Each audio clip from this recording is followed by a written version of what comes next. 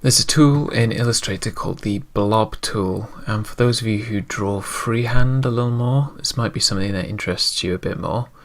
So if you click and hold on the paintbrush tool, there is a blob brush tool, or Shift B, and what you can do is it's basically vectored. It's a vectored paintbrush.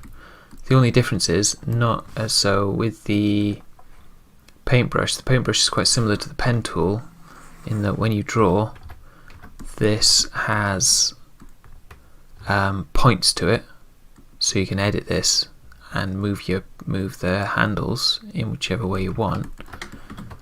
The blob tool makes shapes, so this is an actual shape. So this doesn't have a line going through it. So this is just a whole.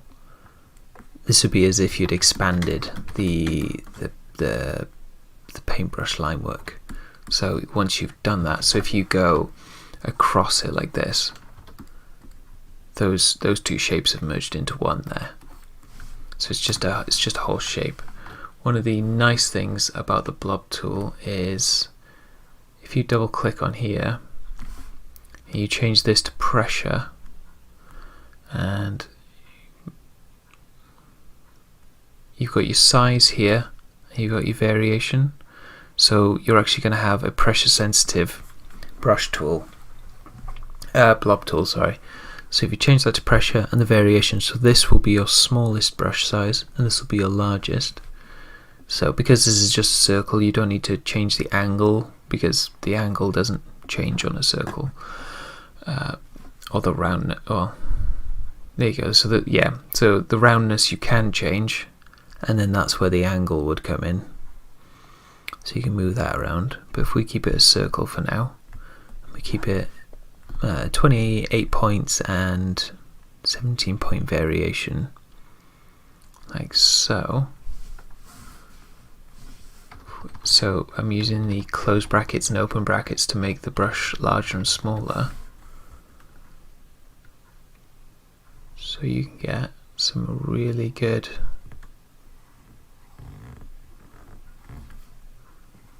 So for those of you who enjoy doing hand-drawn typography, you can actually create your own vectored typography.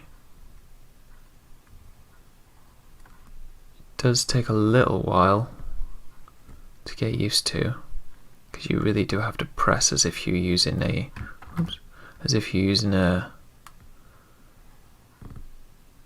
it's not quite as sensitive as the Photoshop.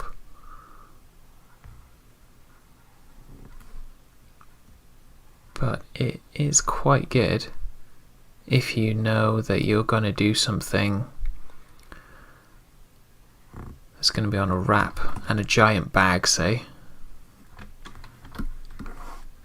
Vectoring is the way to go, because you can make this as large or as small as you want, and it doesn't affect the quality of the line because it's a vectored shape. But it's definitely one to have a play around with.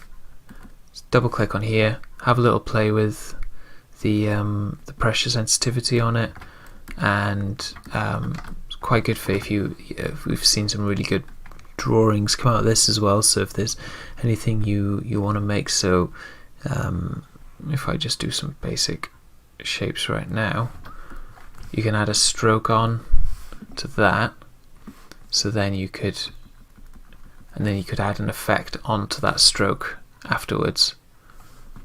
So you could create